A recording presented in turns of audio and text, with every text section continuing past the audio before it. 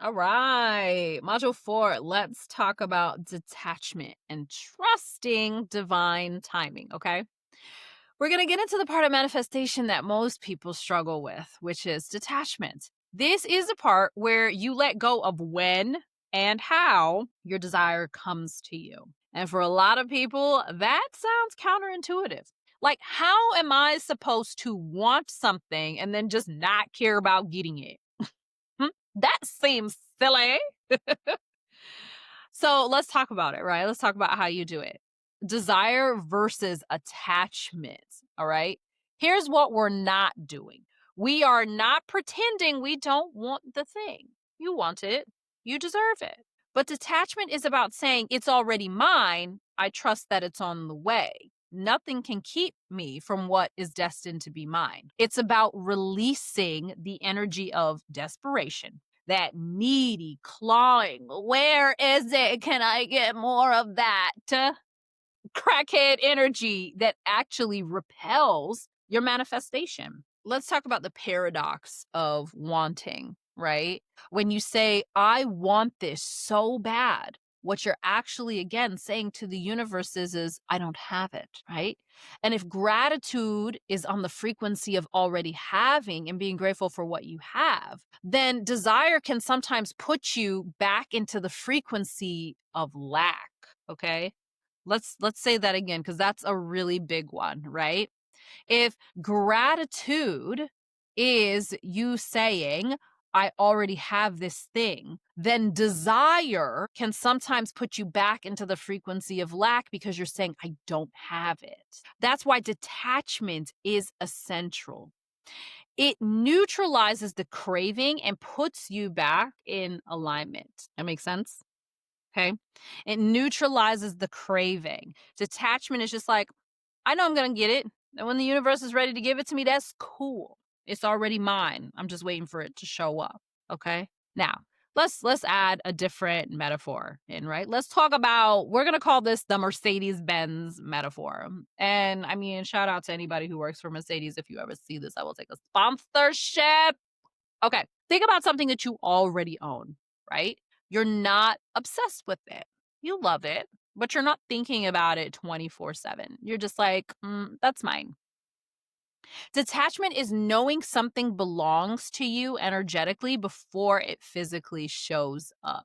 It's walking like you already have it. That's true alignment. So where does the Mercedes come into this? Okay, cool. Let's talk about it. Again, remember in the last module we talked about you better be grateful for that Subaru that's in your driveway, right? That might not be obsessed with your Subaru. I am. I'm a little bit obsessed. I love Subaru. And also Subaru, you can sponsor me too, baby, because I don't own two Subarus already. Sponsor me.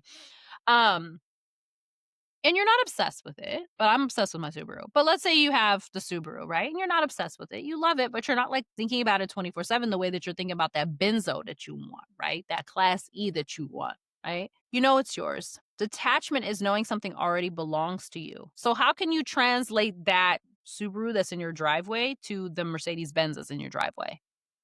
Right? Walking and talking and acting like you already have a benzo. When you have a Mercedes, what would you be doing? Taking it to the car wash every week? Keeping it clean on the inside? Clean on the inside, cream on the outside. Okay, sorry. I got distracted. I couldn't help it. What's that called? Ice cream paint job? Anyway, you keep it clean. You keep up on the oil changes. You put the good gas in it, right? Are you treating your Subi like that? Are you treating your Subaru that's in the driveway like that? Because if you're not, then why would the universe give you the Benz? Why would it give you the keys to the Benz? Keys to the Benz. I'm really getting distracted on this one. There's so many songs that go with this. So why would the universe give you that if you're already not treating the things that you have with this from this place of detachment? Like, I already have it. It's already here in my driveway. Think about these things in that way, right? This is true alignment. This is, I already have the Subaru in my driveway. So I'm going to treat it nicely. I'm going to make sure that it's clean. I'm going to make sure the kids don't mess it up because that's exactly how I would treat my Benz. Okay. That's detachment. So how do you practice detachment? You practice it by staying grateful again for what you have by trusting in divine timing and by redirecting your focus when needed. And then this is where we starting to move into the next principle, which is the one that your girl made up: distraction as a tool to support your detachment. So, your exercise for this module is write down a thing that you desire, right? Now, write down the thought or emotion you've been attaching to it. Okay. Is it anxious? Is it desperate? I have to have the thing. Then write a statement that shifts into trust. I know that this is already mine. I trust it's unfolding in divine timing. I don't have it yet because I might not be a match for it, but I'm working on getting there. And I'm so excited for when it shows up for me. Okay. Detachment isn't passive, it's powerful. It's you stepping fully into knowing that's what's meant for you is already yours, which so many of us struggle with. Okay.